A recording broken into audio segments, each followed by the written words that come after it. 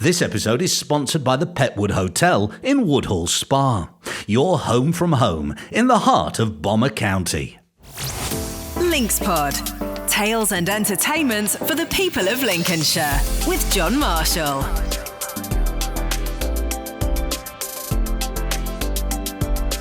So we're doing two aviation specials of the Links Pod. Now, tell me about your history, Dave, and how you came to be part of Lincolnshire Aviation. My history and association with AHL goes back to 2009. I'm just finishing a career in the Air Force. I served 37 years as an intelligence officer linguist, and had an interest in the heritage of the RAF, etc., and was looking for a new role.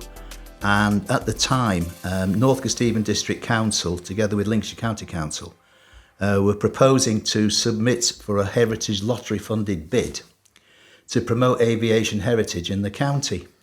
At the time, around 2006-2007, when they were submitting the bid, there were only 9 museums or heritage centres in Lincolnshire, but they were all working independently. And the idea was, instead of being islands in a sea, that we bring them all together under one banner and promote this aviation history, this product that we've got in the county, which is unique in England, really, and promote it out as a tourist destination. And from that, they advertised the positions out. There were 2 positions. I put myself down for one, and an RAF officer from RAF Waddington, Phil Bonner, he put himself down for the other. We didn't know each other at the time, but we went for interview. And through a process of elimination, we were fortunate enough to be given the post. Wow. The idea was that North Kesteven District Council and the Visit Lincolnshire would be our paymasters, and we would come under their auspices. And the idea then was to promote Lincolnshire, starting with a blank page. So the first thing we had to do in 2009 was come up with a name. So we came up with Aviation Heritage Lincolnshire. It's got a nice ring to it. It's 3 letters, quite easy to remember. And from there, we then went round and visited the 9 sites, introduced ourselves with the ideas of what we wanted to do.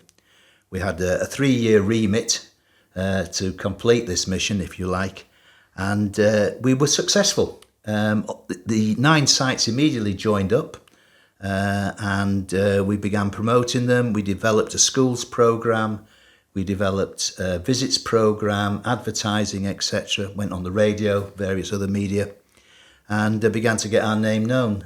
We also invited national institutions like the RAF Museum at Hendon, the Shuttleworth Collection and Duxford, etc.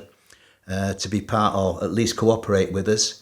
And we signed a memorandum of understanding with the RAF Museum in 2012, which meant that we had full cooperation from the National Museum representing aviation heritage, which was really quite good. Big news. It was big news. Nobody else had done it. Right. And so a party of us, including representatives of County Council, we all went down to London and did the formal signing.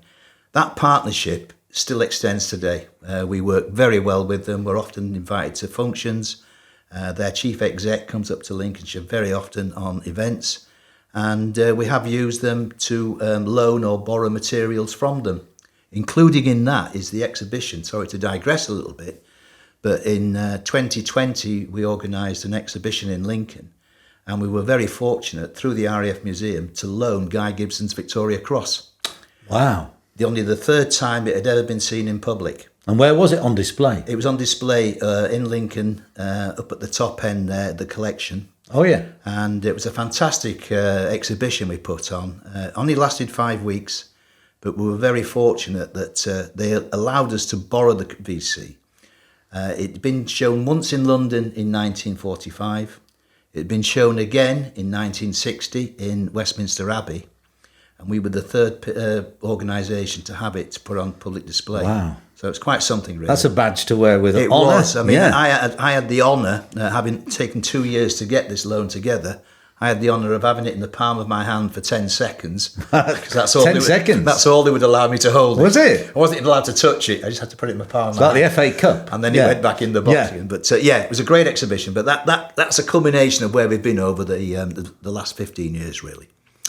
So once the 3 years was up, we were very fortunate that North Kesteven District Council, Councillor Brighton, Mrs. Brighton, saw the potential that we had and asked us if we'd like, obviously we were working out of their offices there. And in order to continue, we had to have a chat with the Chief Executive of Lincolnshire County Council, who saw how much money we were bringing into the county. And we 2P'd over from North Kesteven to Lincolnshire County Council. Okay. And we went and worked in the offices there. And from there, we began expanding out, which is what we did. More sites were opening. More sites were interested in joining us. We developed over the next coming years several major exhibitions and events, including the 2013 Cathedral event commemorating the Dambusters raid, which attracted international attention. All over the world it was filmed. Great publicity for the county. And onward from that, our schools programme got bigger and bigger. We employed 2 ladies who are still working, running a programme that we were gifted money from the Arts Council England. And so far they've received £1.3 million in grants to go towards schools visits. Wow. And still a very, very popular event that schools want to come and visit our sites, etc. So from that, then we expanded out. We looked to Europe, and from there we then got in touch through my connections in Berlin. I served there for 15 years. The Luftwaffe Museum at Berlin is at the former RAF Gatto Air Base in the city, and we made ourselves known with the Commandant, Colonel Leo Leostadt, and he is now a good friend of ours. We go over there, we do a lot of work with them, we find equipment for them, they have helped us out, they promote us in Germany, and then our colleagues in Holland who are working with us and the International Bomber Command Centre, promoting their works there and their museums. And last year we had the pleasure of hosting the new Belgian group. They are now coming back again this summer, but they have now joined the partnership internationally. We work extremely closely with the air historical branches in Australia, New Zealand and Canada. And also last year when we were invited over to the D-Day commemorations, we made new friends there in Normandy, and they too have become part of our international brotherhood. So, wow. It's an expanding... There's a lot to it, isn't there? There's a lot to it, and we're very Dave, proud. by the way, you're great. It's an easy interview. I don't even need to speak. What a talker. We've got the man here. Oh. We're going to go on a tour, aren't we? We are. We've just been discussing how we're going to just portray through your podcast some of the sites around the county. We begin our seasons every year the week before Easter. So the time that we're going around, obviously some of them are shut. But it's our intention to visit at least 4 or 5 of the sites, get a feel for what they have on offer to the public, etc., and promote them that way. I can't wait. There's such a rich history in Lincolnshire, isn't there, of aviation? For obvious reasons, we're going to learn about that more on our travels, Dave. Yes. Yeah. One place we can't go on our travels is Scampton, Dave. Now, what's your thoughts on the closure of Scampton? Yeah, that's been very unfortunate, and currently, there's a swell of uncertainty going on with the station. We knew that at the time that when the station was forced to close, the government were planning on putting asylum seekers there. Plans were in place to do that, and then it was overturned. At the same time, we had one of our most successful heritage centres was at Scampton.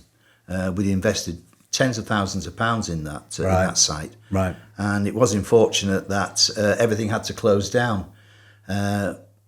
Artifacts then had to be dispersed, etc. So we don't quite know where we are with any new funding that's going to go in there to open any heritage centre in the near future. We're unaware of exact plans, even from the district council. But the biggest loss we had was visitor figures from there. We used to get around 35 to 40,000 visitors a year through Scampton. And when I produced our report for the 2024 visitor season, I was very surprised to see, I'm very happy to see, that last year we had our busiest ever year since we started our inception from 2009. Wow. We had 249,311 visitors, excluding what we would have had at Scampton had it been open. Quite incredible, really. Quite incredible. And that brought in working on a matrix that's known in the travel industry as the STEAM matrix. That's the Scarborough Tourism Economic Activity Model. And it's a recognised matrix that's used by major tourist industry partners. We brought in around £4.7 million into the county from a budget that was more or less really nil. So aside from the sites, incredible, giving employment to people on the sites, local hotels, boarding houses, local restaurants, shops, etc. This has been quite a chunk, and it's part of a cornerstone, really, of the Lincolnshire tourism economy. Absolutely. Can people sort of become a member and then get into places as part of that membership, or is that not something you do? It doesn't happen like that. All the sites are always looking for new members to come and help them out. Right. We always have a list of jobs to do, people that need to fill them. The sites are very keen on volunteers approaching them and coming to learn a trade, really. You can learn either front of house, back of house. Some of our sites, such as Thorpe Camp, they have a wonderful workshops area there where you can go learn skills with woods and creating aircraft or whatever else they're building.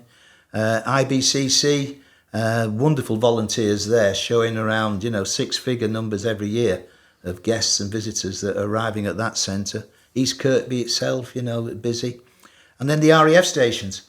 We're very fortunate that all the current RAF stations within the county are part of our organisation. Amazing. And every one of them now has a heritage centre which is affiliated to us. Wow. And all the station commanders are extremely keen that this is kept up, that we promote the Air Force in this way, and don't forget that the sacrifice and honour that they've given to the country over, in their time here. And the history of the RAF goes right back to its very roots. Prior to 1918, the RAF was the Royal Flying Corps in Lincolnshire, providing the backbone defence against Zeppelin aircraft. So we have that history all the way, unbroken, all the way from around 1915, 1914, 1950 to the present day. Dave, I can't wait to get out on the road and find out more at these amazing heritage sites. Well, join us on our journey. This is LinksPod. My name's Howard Healy. I'm one of the trustees at Newark Air Museum. What an amazing place this is. In all these years I haven't actually been here. It's much bigger than I thought it was going to be. And look, a Vulcan. It's a Vulcan, right? It's a Vulcan. Yeah. Tell me the history of this particular one. When the Vulcans came out of RAF service in 1983, XM594 was one of the only ones to go into a non-licensed airfield. So all the main Vulcans that went out for disposal all went into licensed airfields. The RAF at Waddington, just over the border there, wanted one preserved locally that the public would have access to. And here she is. Wow. Pre-Falklands War campaign, we were told we were going to get a Vulcan. After the Falklands War, we were told we were no longer eligible to get a Vulcan. Oh. So we fought, we lobbied, we hassled, we wrote lots of letters, made lots of phone calls, got them to change their mind. And on Monday the 7th of February 1983, she landed on Winthorpe's former runway. No landing aids, no air traffic control, no radio or anything at all. It was just literally down to the skill of the pilot. Wow. Landing on a certain length of concrete runway. In the run-up to the delivery, we'd actually had to sweep the runway. We put appeals out on local radio. On cold January day, we ended up with about 200 people with their sweeping brushes trying to sweep the runway. Wow. Didn't really get very far, but the effort was there, and we had a lot of publicity out of it. In the end, we hired in road sweepers, and they came and did the job. And we took about 26 tons of loose gravel off the runway, and that had to be removed because if this had to make a, aborted landing, had to take off again, you couldn't afford to have any of the gravel ingested into the engine. So wow. It's an important part of the delivery requirements. On delivery day, we shut the A1 and the A46.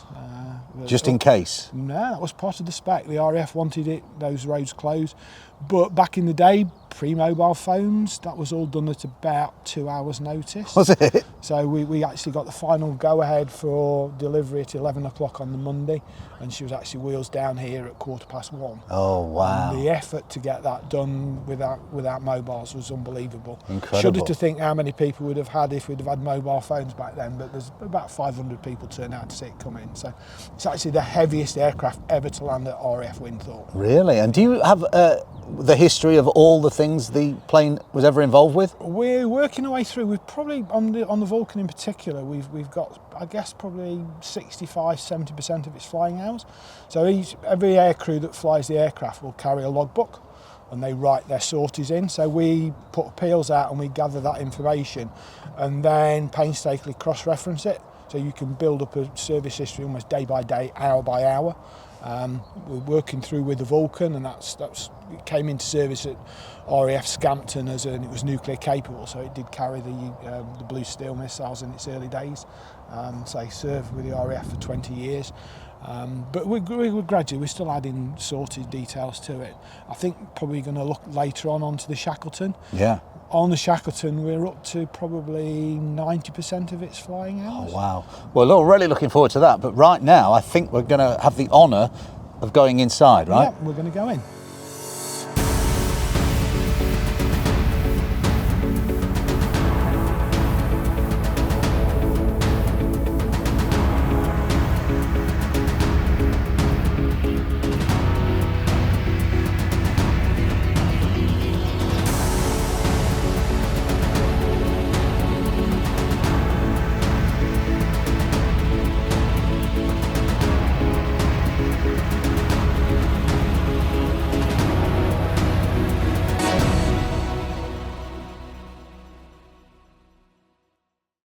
Howard, first of all, this is stunning.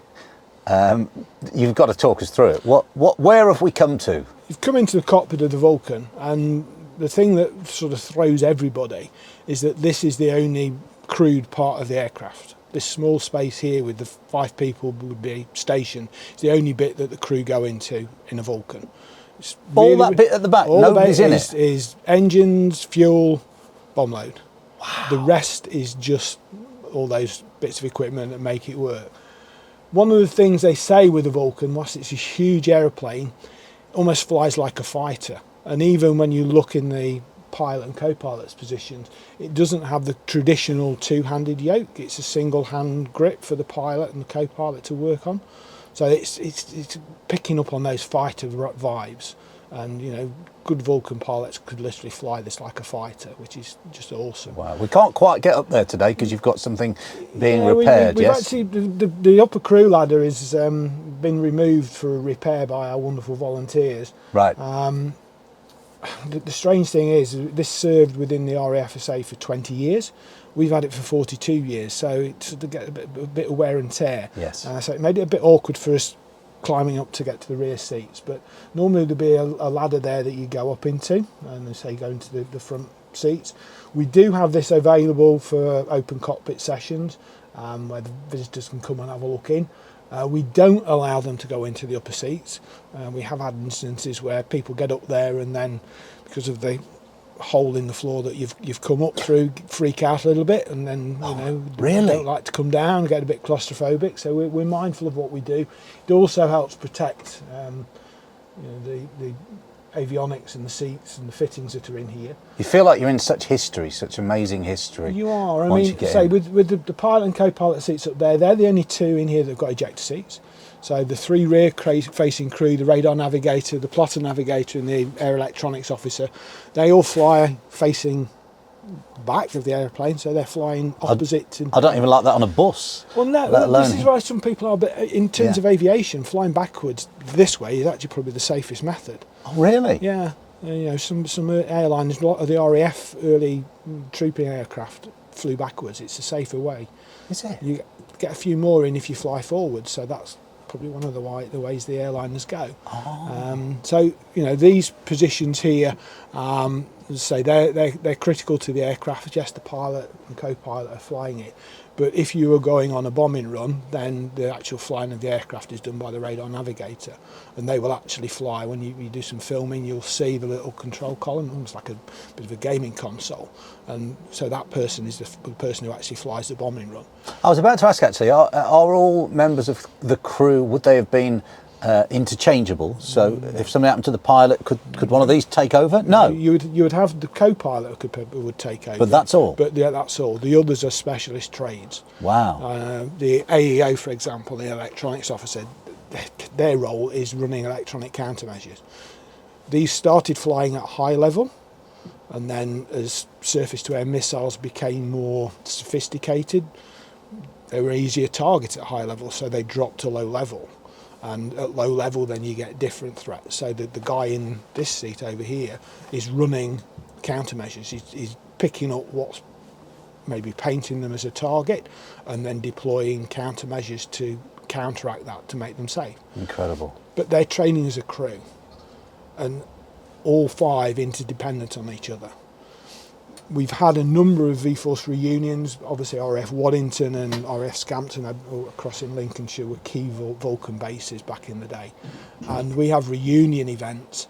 And when it was nuclear capable, all the crews were issued with an eye patch. So if they were on a nuclear strike mission, they would wear the eye patch over one eye. Really? So if they happened to catch the nuclear flash by, error, they've got eyesight in one eye, and they've not lost both. Wow. And we've got quite a lot of people that will reform as a crew here around the aeroplane, and they will see famous photograph is all 5 of them with their eye patch still. Wow, incredible. And would the crew be the same 5 people all the time? Tend to be, yeah, but so you would have a specialist discipline. Sure. We've got typically 5 in here.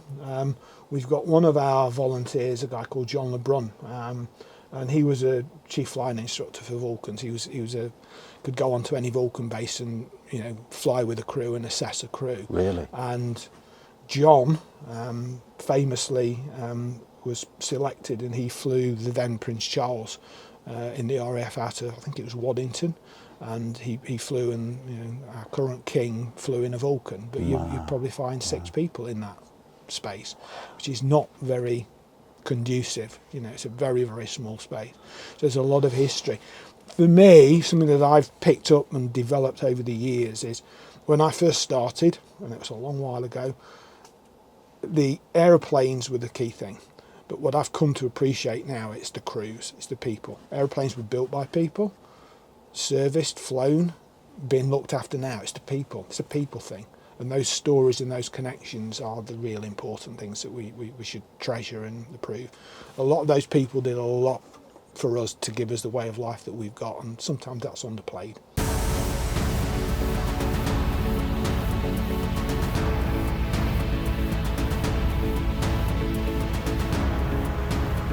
Squadron leader retired Brian Withers of Royal Air Force. I was 36 years as a pilot, flying mainly big aeroplanes because I'm quite a large lad, and I started my career on the type we're sitting in, not quite this one, but the T4 version, doing my OCU, and then we're sitting in the last of the Shackletons, the Mark III, the biggest and heaviest of the lot, the only aircraft in the Royal Air Force that's ever had 6 engines, to my knowledge anyway. Really? 6? But only 2 of them were used for boost on takeoff. And our job basically was to keep an eye on the Soviet fleet in the Cold War. And if war had ever come, we would sink their submarines before they sank our ships, with any luck. Wow. How long is the training period to become a pilot to fly something like this, Brian? I mean, it's how long's a piece of string? It depends on when you join in many ways. I was very lucky. I joined the Air Force in It's a while ago, is it? 1967. Wow. No, sorry, 1965 I joined. I already had a private pilot's license with the Air Cadets, so my father was a pilot in World War II, so my career was sort of laid out for me. Luckily I was good enough to pass the basic flying on jet provost, but just the other side of Newark, actually, at Syreston. And then, being a tall lad, as I've already mentioned, I went down and flew the Varsity in Cambridgeshire at Oakington to do a twin-engine conversion, and then down to St Morgan in Cornwall for my 4-engine conversion. So I arrived on my first operational squadron in 1968. So as you can see, it was only 3 years from actually joining the Air Force to becoming operational, which these days is unheard of. You know, I mean, we're talking to guys from Cranwell now who won't get operational till 2029, 2030, that sort of thing. Wow. Because the training, I presume, is much more rigorous and complicated, of course. We didn't have computers or anything. This is, I mean, in essence, this is a World War II bomber that's been expanded a bit with a few bits of extra kit in it. It was designed by a guy called Roy Chadwick at Manchester, who was the instigator of the Manchester, which became the Lancaster. At the end of the war, they had a bigger version, which was the Lincoln, and then the Shackleton came from the Lincoln design. In fact, the Mark 1s and 2s had the Lincoln wing. Hence, the Rolls-Royce Griffon engines we have on this aircraft have contra-rotating propellers, because Avro, not wishing to redesign the wing, put a Griffon in where there was a Merlin, so to absorb the extra power they had to put effectively 2 propellers on it. And then, of course, with the Mark III, as I've said, biggest and heaviest, in 1965 they added a jet engine to give us jet-assisted takeoff, because losing an engine on a hot day in a Mark III at max weight climbing was not necessarily an option, you know. It was so a lot safer with the jets. Can you remember, Brian, the feeling when you first were in charge of flying a plane of this size? This is heavy, I thought. This is heavy. Bear in mind that in the days of the Shackleton, it's all manual controls. So it was something like 20 odd pounds just to move the control column, you know. If you were going faster, it was more because of the air resistance. But yeah, it was a heavy aeroplane, but in many ways, a nice aeroplane to fly. It didn't have any major vices. The Mark 1s and 2s, they had a problem with the ailerons in that they weren't really big enough. The Mark III solved that. So you had a much better roll response in a Mark III, even though it was heavier. But it was quite a beast to handle. And yeah, I was a 21-year-old, you know, you're suddenly in charge of this great big thing with 4 engines. But you're not on your own, of course. No, there's always a man sitting next to you who going to work the power for you, probably, if you get into trouble. And still, don't play it down, Brian. Wow. This particular Shackleton, when's the last time this flew then? The end of 1971. It was. I flew it on 42 Squadron at St Morgan in the late 60s. In 1970, it went out to Malta because 203 Squadron out there were going to be the last Shackleton squadron, and it came back at the end of 1971 when, as one of the last Shackletons to be replaced by the Nimrod, which, because of its better anti-nuclear submarine capability, replaced all the maritime Shackletons, and there were just 12 that were converted. Mark IIs were converted to airborne early warning aircraft. But they were very long-lived. I mean, they did their last operational trip in 1991 before they were replaced by the E3D, the AWACS at Waddington, which of course itself's now been replaced, or will be replaced by the E7. And how many crew would be on here typically? 10. 10, so more than the Vulcan. Oh, quite, yeah. Well, there's a lot more to do. Yeah. I mean, the Vulcan, all you've got to do is go to a target, drop a bomb, haven't you? And this Simple aircraft, as that. I mean, this aircraft has dropped bombs. It's dropped more bombs than Vulcans, actually. Right, but in the Aden confrontation with the Yemenis, you know, still goes on today, of course, doesn't it? Only we're using Typhoons these days. Anyway, 10 crew, 2 pilots, 2 navigators, flight engineer, and then 5 guys, rear crew guys. They were normally 1 officer and 4 senior NCOs, and they were called air electronics operators, but they did literally everything else. So if we had the 20mm cannon fitted in the nose, they could be the nose gunner. Then we've got the wireless operator, sonar operators ×2 if necessary, radar operator, cook, beam lookout. Here in the beams you would take pictures of ships, open the window and use a handheld camera to take pictures of ships' radars and things for intelligence gathering purposes, or just pretty photographs really. And then right down the back you've got the tail lookout position, which we would man up when we dropped things from the bomb bay to ensure they fell off correctly so we didn't have a hang up. And also they were responsible for assessing the pilot's accuracy at dropping depth charges. It's fascinating. Brian, thank you for showing us around. Thank you very much, mate. That's all right. Pleasure. This is LinksPod. So, Howard, before we get into what's behind us, how long have you been involved with this museum? Too many years. Oh. I was a schoolboy in Newark in the 1970s, and the museum opened to the public on the 14th of April 1973, and I cycled up from my home in Newark, and I was here on the opening day, and on and off pretty much ever since I've been involved. So that's getting on for 52 years, which is hence the phrase too long. The museum's got a proud history and proud connections with Lincolnshire. The first aeroplanes the museum volunteers ever acquired were from the woods near RAF Cranwell, and they were the remains of a Westland Wallace biplane. The aircraft now is displayed, or was displayed at the Royal Air Force Museum at Hendon, but our founders salvaged those aircraft and saved them from being lost. So those connections with Lincolnshire have always been strong and proud. On the opening day, the official opening was completed by a guy called Air Vice Marshal Ray Cochrane, and Cochrane was the OC5 group at the time of the dams raid. So when the dams were breached, he took the signal at St Vincent's in Grantham to say that they'd been breached. Our founding president was a guy called David Bonham Carter, and he was the station commander at RAF Waddington.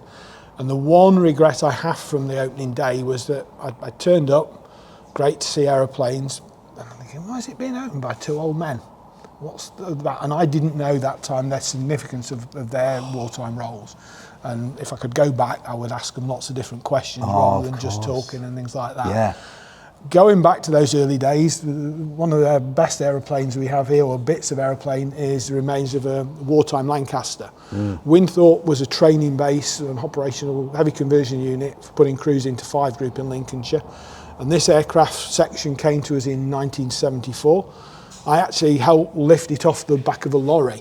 And this is from a 100-op Lancaster that flew with 9 Squadron at RAF Bardney, just over near Lincoln, and its 100th op was a tour pitch raid at Alton Field. It carried the code letter J for Johnny, and on its 100th op the crew were presented with a crate of whiskey by the Johnny Walker Whisky Company on the front page of every newspaper.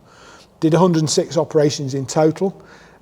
Briefly after the war went into a museum at RAF Manby over near Mablethorpe called the College of Air Warfare Museum. 1950s, somebody decided nobody would be interested in old aeroplanes, so they actually scrapped it. This section survives.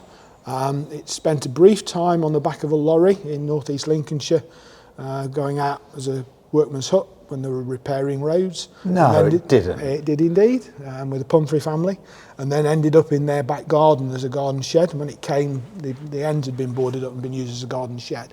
But it's a genuine wartime Lancaster, significant history, and it's original wartime paint. Everybody said, why don't you paint it up, make it look... No, that's original. Somebody applied that during World War II.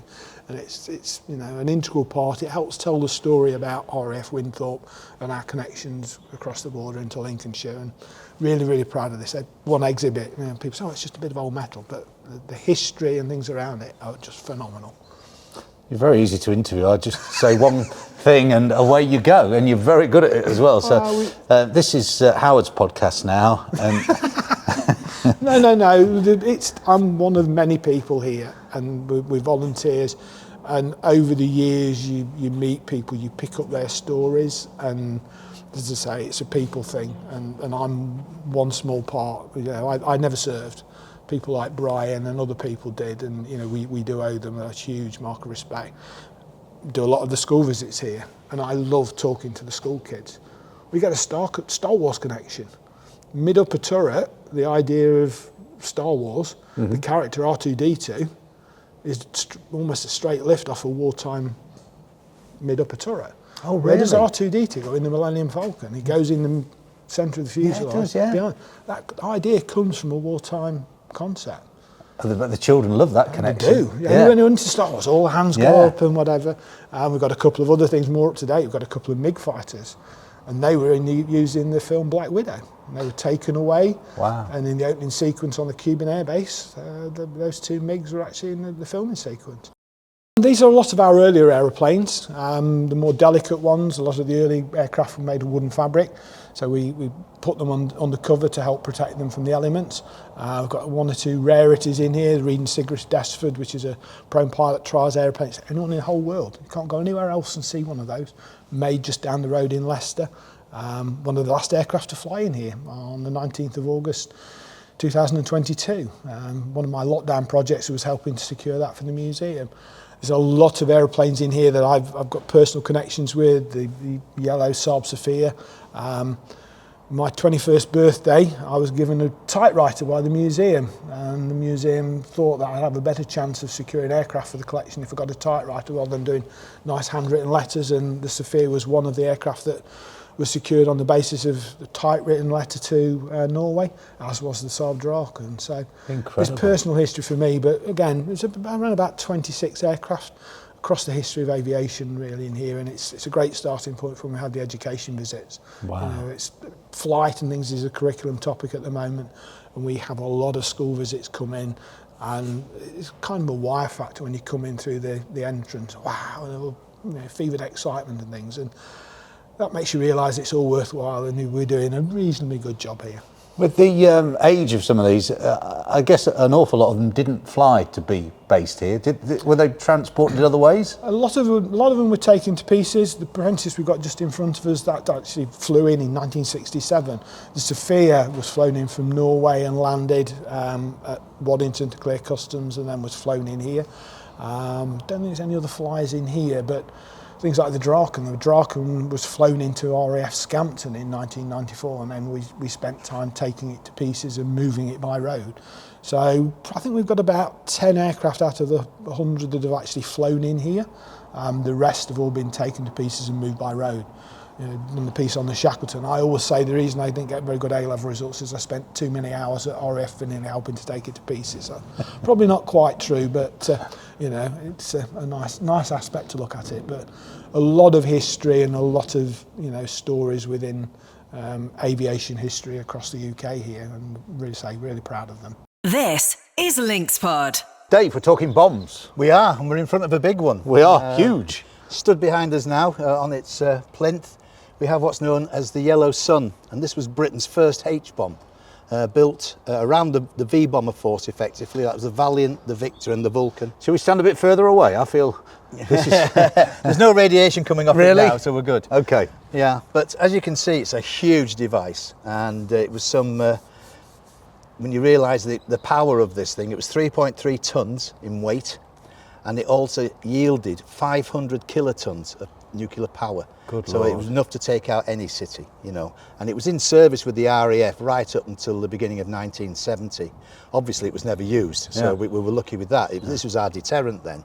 But the main problem with it was because sophisticated air defence systems had been established in the Soviet Union, especially around their big cities, the Vulcan bomber would have had to actually directly overflew the city itself to drop the bomb, which would have totally negated the crew. They'd have been shot down before they probably got to the target. So this bomb, although it was a deterrent, really didn't fulfill its purpose, and that's when we move on to the next variant of our nuclear deterrent that we'll see then how this helped the crews hopefully survive an attack. So this came after that? It did. This is a successor, and this was built out of the pure necessity of trying to defend the aircraft and the weapon itself against the more sophisticated air defence systems that the Russians were building around their military installations and their capital Moscow. And this is known as blue steel. Considerably bigger. Well, it's a rocket in its own right. This is what it did. It had a speed of Mach 2.5, so that will give you some idea about how fast it was able to travel. The limitation was that it could only be dropped 200 miles from the target. But that's better than flying over the target. That's better than flying over it. So the main route for the V-bomber force, should we have gone to war with Russia in the 50s, 60s or 70s, was for them to fly effectively on the main carriageway, was to fly down the Baltic. The middle of the Baltic, stand off from the Russian area there near Leningrad and release their weapon. And that's what this was built to do. It had a fantastic GPS system on board, way ahead of its time. The navigation system on this was so good that the crews on the Vulcan themselves didn't used to use their own navigation radar. They used to switch and use this in flight because it was so accurate. Wow. And then once they got within their 200-mile range, they would climb up to a certain altitude for release, fire this away. This would get up to a speed, as I said, of 2.5 Mach, and then would head to target and take out the target. And with that all being said, is 200 miles enough to get out the way Again, before? no, it isn't. I mean, it's not. Let's talk about the crews. We've talked about the aircraft today, but what people don't understand is that any time that we sent our V forces to attack Russia, it meant that they'd already started to attack us. We were a deterrent against an attack. We were never going to attack them first. That meant that when we were scrambling our bombers, missiles had already started either to land in the UK or were on their way, which meant that a lot of the places that these aircraft took off from would be toast. They wouldn't have anything to come back to anyway. So each crew was allowed to design its own escape and evasion after any attack. And they kept this very secret. And a lot of the crews had the idea that if they didn't get shot down, they knew there was nothing coming back to. Lincolnshire would have been toast with several nuclear warheads landing here. They were going to aim to get into Central Asia or somewhere like that, where they could either land or bail out and theoretically make their way somewhere safe. That was their own job. But once they'd released their weapon, their job was complete. After that, it was survival of the crew. And that's how they operated. Wow. They realised that their families were probably all gone back in the UK. What would be worth coming back to? Cities obliterated, radiation everywhere. There probably wouldn't have been anything to return to. So that was the plan. I think we need a cup of tea, Dave. Yeah. I think we need a cup of tea. Howard, we're in Hangar 2, and many people's favourite aircraft is behind us. Yeah, I mean, Hangar 2, I often get asked what's my favourite aeroplane. The Vulcan's on the list, the Viggen's on the list, but I actually cheat and actually say Hangar 2. I was involved with the lottery project back in 2003-04. I did the bid. We were granted £453,000 of lottery funding to put up Hangar 2. It enabled us to get another 18 aircraft under cover. We drew down every penny of that. We put in about another 100,000 of our own funding to partnership it. So it's a massive, massive project for us. Really, really important. Helps slow the work down that's required on restoring aircraft, but then enables us to bring in things like the Saab Viggen. The Saab Viggen came in to the museum in 2006, just after the building was put up. Something like 30 Saab Viggens went into museums across Europe. This is the only one in a museum in the UK. And of all the aircraft that went for disposal, this was the only one that was actually taken to pieces. So we didn't have the facilities at Winthorpe to accept a fast jet of this type. So we managed to negotiate with the Royal Air Force and we got permission to deliver it to RAF Cranwell. But then we had to go to RAF Cranwell and take it to pieces and move it by road. I had some conversations with a gentleman called Sven Schwalbaum in Norway in the museum at Bodo, and explained our plans, how we were going to dismantle the Viggen. And I distinctly remember the very short response that I got from it. I explained everything what we were going to do. And I said, "Do you have any comments, Sven?" He says, "Yeah, big job." Big job. Big job. In Sweden, they operated them off the roads. A lot of the service stations are equipped to service the Viggens. Most aircraft come with something called an AP, an air publication, which is basically a bit of an instruction manual to take it to, so we had to look after it, take it to pieces. We didn't have any AP for the Viggen. That's incredible. So Yeah. you just had to take it apart? Yeah, we had to. What we did was we went round, and a lot of the nomenclature on the aircraft was in Swedish. So we photographed it. And our then restoration manager, sadly passed away, but he used to live in Ruskington. And he got a bit of a reputation in Ruskington because every Thursday afternoon, Mr. Leggett used to go to the library and speak Swedish to the librarian. And he was getting literal translations of what was behind each panel, so we knew, or to work out whether it's safe to do it.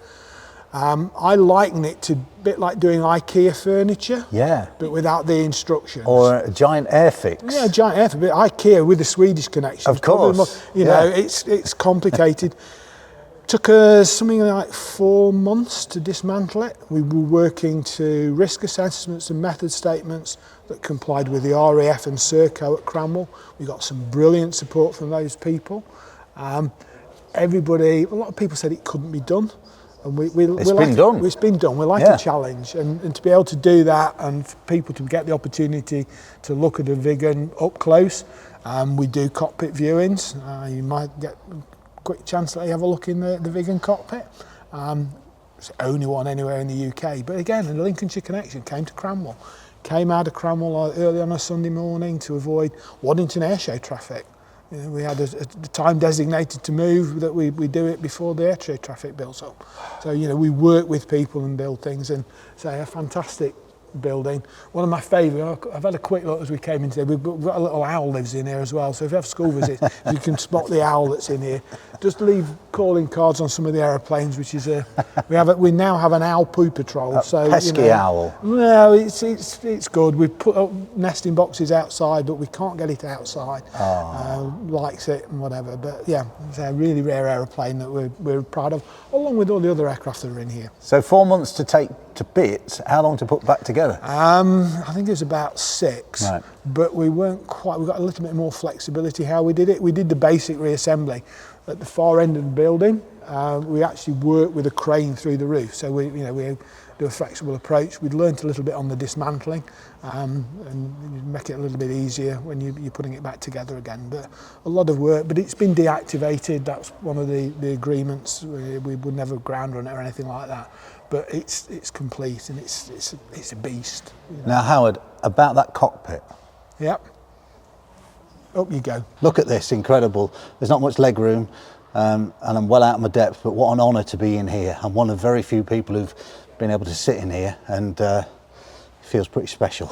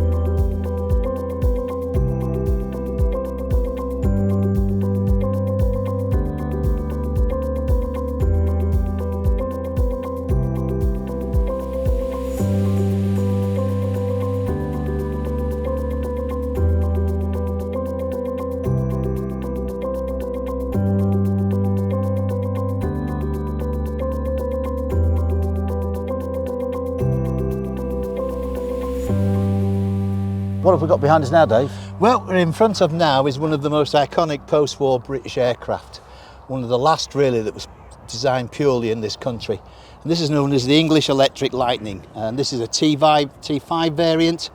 And these aircraft were really the mainstay of our air defence against the Russian threat through the 60s and into the mid-80s when it went out of service. As you can see here, it's armed with 2 air-to-air missiles. But its limitation was that it was originally developed as an experimental aircraft, which was that good they put it into production. What they didn't really have much luck with was fuel capacity. It very quickly ran out of fuel. It was such a powerful aircraft with its 2 engines that it could only stay in the air roughly for around an hour and a bit. Oh, really? So they had to really come up with refueling pods for it, and they also developed quite a strange design, which was to put over-wing fuel tanks on either side of the cockpit area, which left it looking quite strange, really, and did slightly degrade its potential for what it was constructed for. Because when you said about how long it was in service, it didn't seem all that long. Is that one of the reasons why? It was a long-serving aircraft. It was designed in the late 50s. You know, we've got to remember that. And it was at the time when British aviation was really pushing itself forward to compete against mainly the Americans. This particular aircraft was only exported in the end to Saudi Arabia. They took a number, as we did, but American aircraft really and their sales teams had far more success than we did on the international sales scene. But an extremely good aircraft. I know several pilots who have flown this. They said it was just their favourite machine. And when you see it in the air flying and its manoeuvrability, etc., and its rate of climb, which was absolutely stunning, you can understand why they enjoyed it. Its ceiling height, and I've got to be corrected on this, but it was around 60,000 feet, which was quite incredible. Even comparing today's aircraft, it gives you some idea of the capacity that this airframe had. So shortcomings that might be found, like the fuel consumption, doesn't mean they come out of service. They think of ways around they have to think, because we had so many, and this particular airframe belonged at RAF Binbrook in Lincolnshire. We had so many that we had to really think about how we were going to keep this aircraft effective for such a long time, and that's what they did. It intercepted many of the Russian bomber aircraft that flew down the North Sea probing our defences, and was scrambled on many occasions to intercept them over the North Sea and near northern Scotland. So it was a powerful aircraft. It could do its job for the time. Its armament could have been better. It was equipped with what's known as Fire Streak missiles, which were slightly outdated. It could have well done with what's known as AIM-7 missiles, but they never did put those on there. But it did its job, and it was an effective aircraft for us. So much history to see here at Newark Air Museum. It's incredible. Never miss an episode of Links Pod. Subscribe now, wherever you get your podcasts.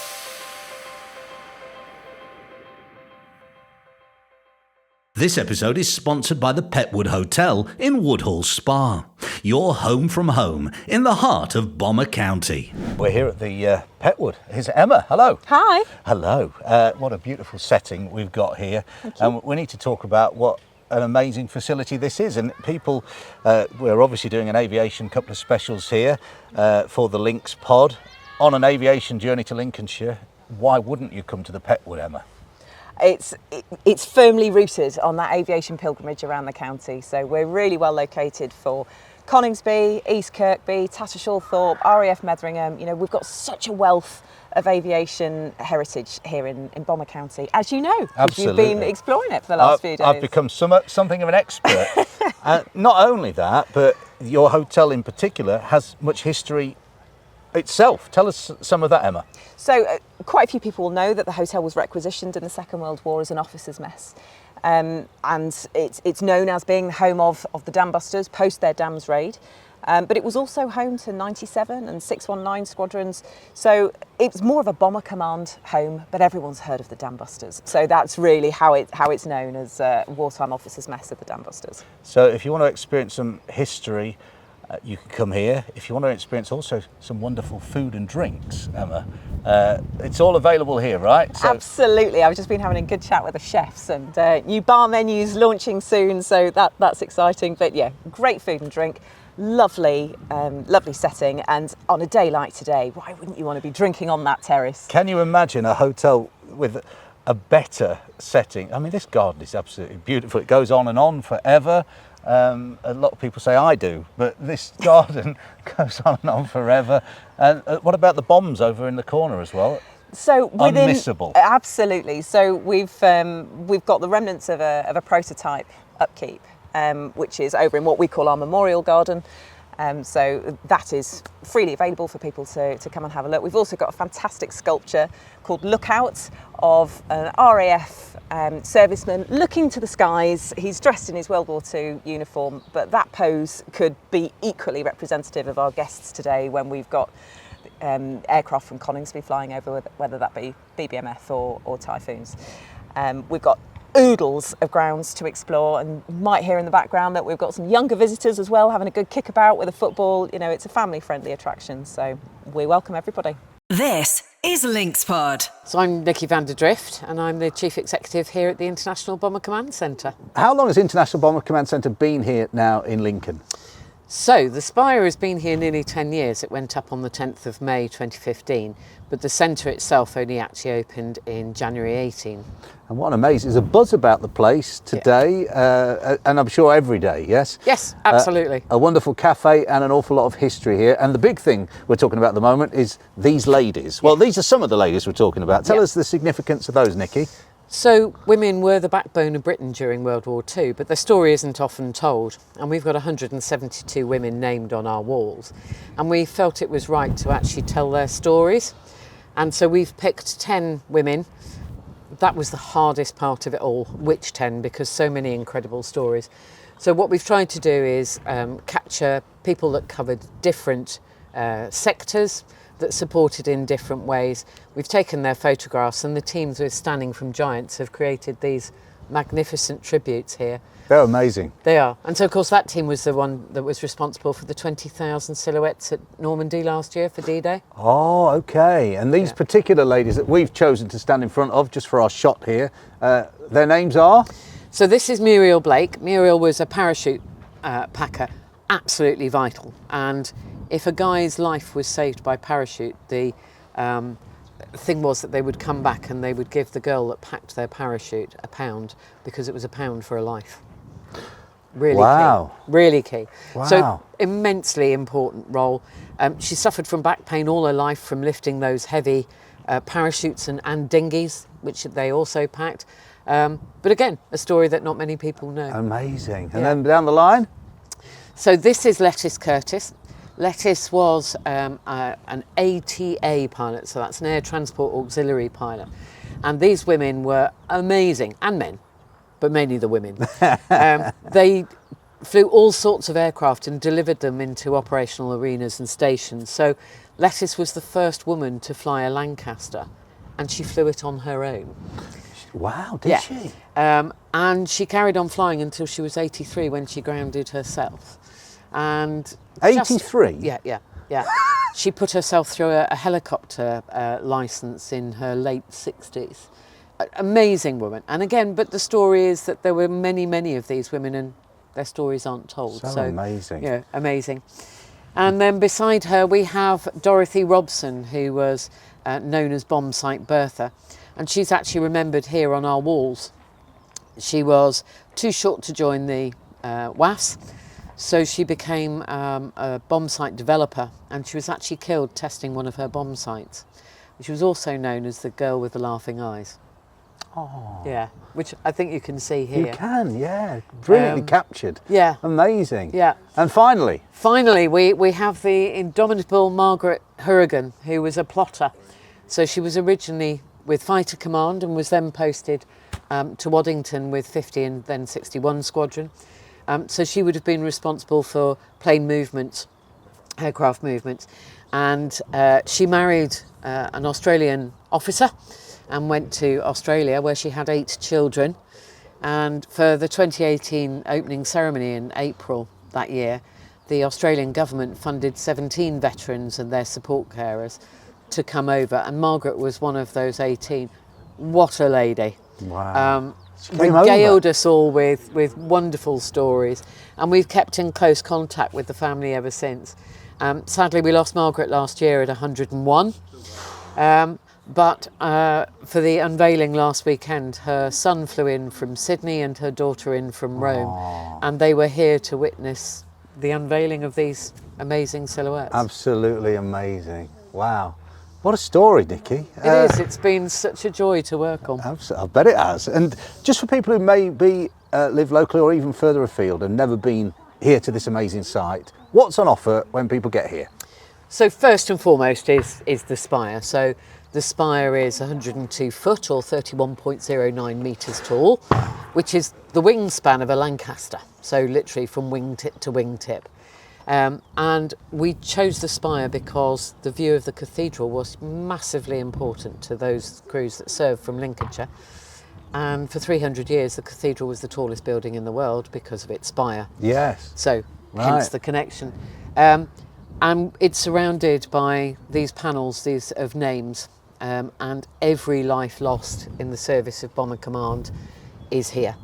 This is the wartime ones. So you've got just under 58,000 young men and women named on these walls, average age of 23. Incredible. 37 nations represented, and it's the only place in the world where every single loss is memorialised like this. So we have visitors from, I think so far, 58 different countries. They come from all over to track their relatives? Yeah, Right. Yeah. Or it may be that they're serving personnel in their own military now and they're coming to find their heritage. It's a hugely important part. So this is, I suppose, front and centre, but we then have the exhibition in which we can tell the story of Bomber Command. We have a huge education programme, 31,000 children through that so far since we opened. And then shop and cafe and all the facilities. I will say gold award-winning cafe. But what has happened is it's become a hub for communities. You'll see all ages in there, and it's a place where people gather. Amazing. What an amazing place this is. And the visitor numbers are great. They're all right. They're all right. 580,000 since we opened. Wow. So a little bit more than we originally anticipated.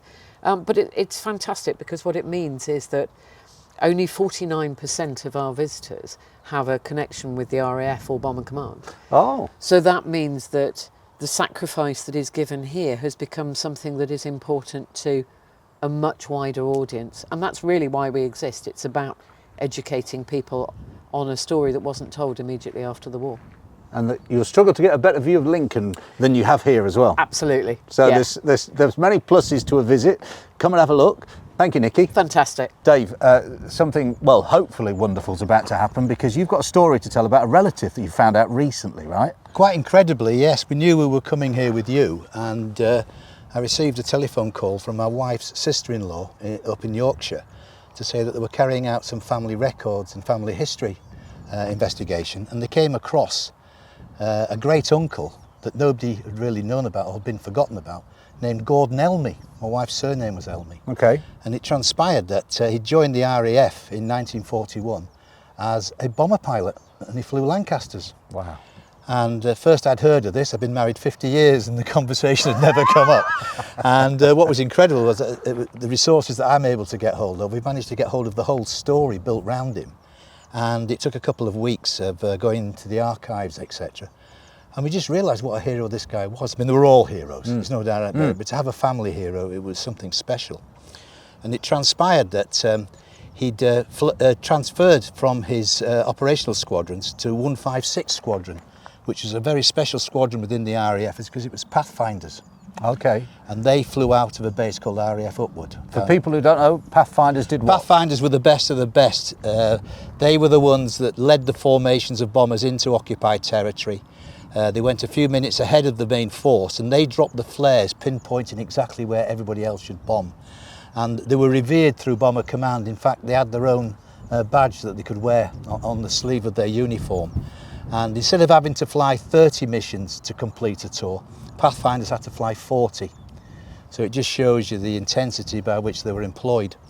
And on this particular night, 80 years ago next week, on the 31st of March, he took off for his 4th mission as a Pathfinder to fly to Nuremberg as one of the lead aircraft.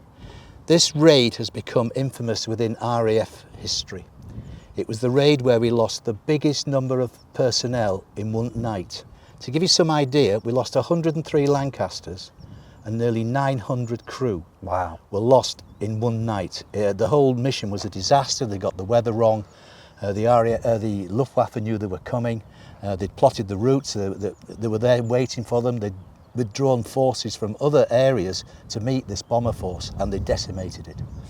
And my wife's relative, as was Gordon, was shot down just by Dortmund on the way into the raid, and was buried in Germany, a military cemetery in Germany. And we knew nothing of this, so we were able to go and investigate. And it then transpired that through some further sort of emails, etc., we found that his name's here on the plaques. That's an amazing story, at the International Bomber Command Centre. Wow. Somewhere where I've been involved with since it opened in 2015 when we got involved with this place. Quite, so it's quite the story. You've been here many times and you've never. And we're about now for the first time to go find his name and to just remember him for a second and just to lay a poppy next to his name, which I think, considering that the family knew nothing of him, he just faded into history and nobody remembered him. And from now on, he will be remembered in our family. Let's go and find him, Dave.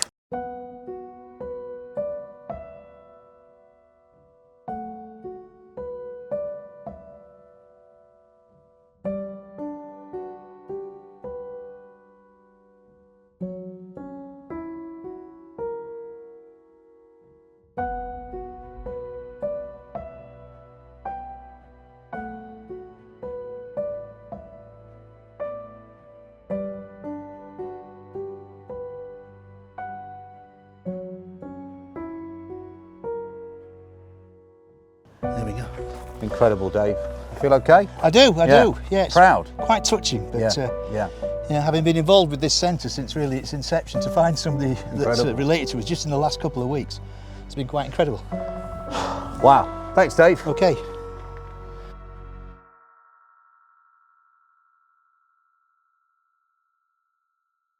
We're inside the exhibition hall now within the International Bomber Command Centre.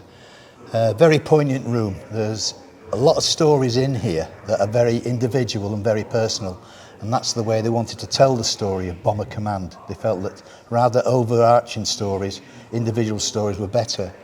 You may be able to hear in the background here that they always play on a loop a raid going into Germany where the pilot of a Lancaster is interacting with his crew. They're being intercepted by a German fighter aircraft, the report hitting it and shooting it down, and the elation that they feel in defeating an enemy that was coming against them. You know, you get all that from inside this room.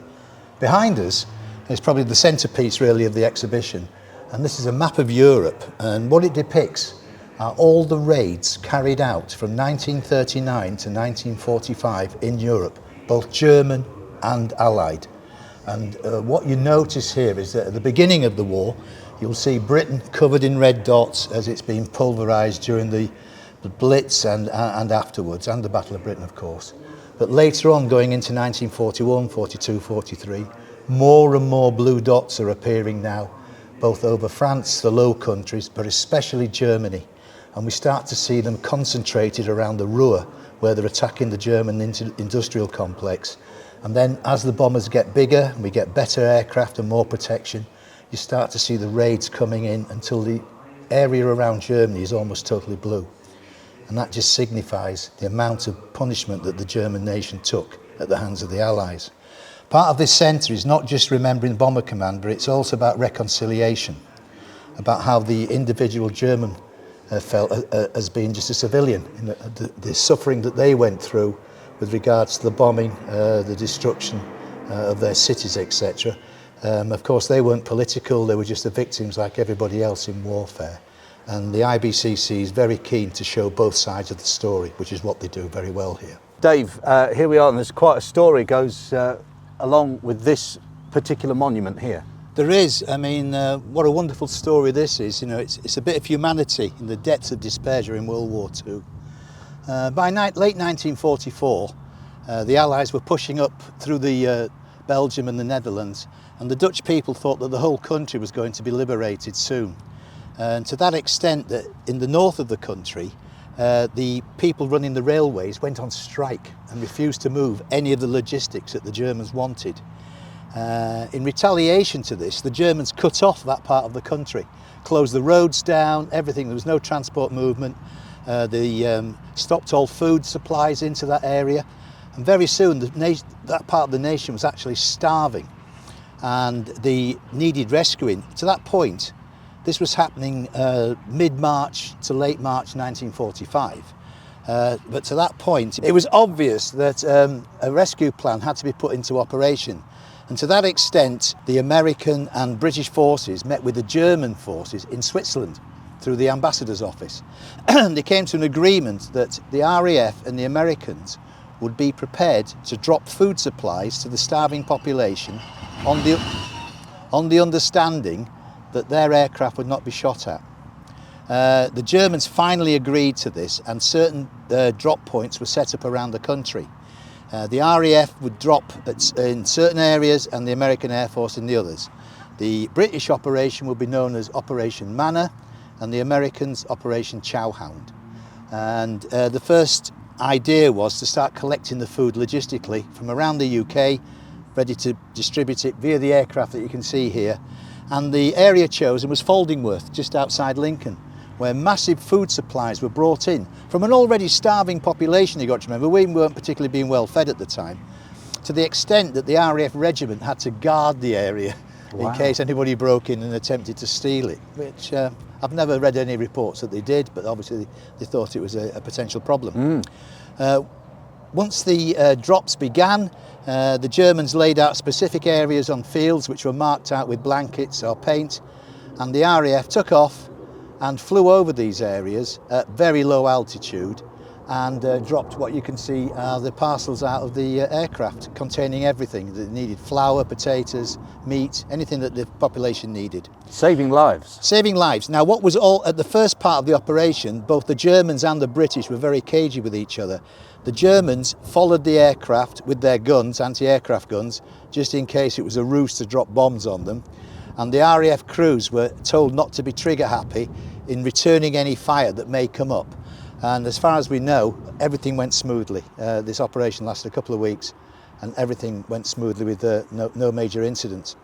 What this monument depicts, as you can see here, there are some famous photographs taken on the ground in Holland depicting women and children waving their the handkerchiefs, etc. And they were always orange. The House of Orange, of course, was the national colour, so you would see them waving anything orange to the air crews as they flew over. I've personally chatted to several aircrew who took part in this operation, and they said that after 3 years of fighting a war, these were the happiest missions they ever went on, the fact that they were saving people on the ground. And this became known as the first airlifted humanitarian operation in history. Wow. And from that it's commemorated here. So if you're arriving here at International Bomber Command and this is just something you might just walk past, this is the story of it. Make sure you pay attention to it. And Dave, that's our first day with you, and what a day we've had. Can't thank you enough. We're going to get to do this all over again, and who knows what that day will bring. But mate, thank you so much for a brilliant first day. It's exceeded our expectations. Thoroughly enjoyed it. Thank you very much. Thank you, mate. Okay. From the Humber to the Wash. Links Pod with John Marshall. This episode is sponsored by the Petwood Hotel in Woodhall Spa, your home from home in the heart of Bomber County.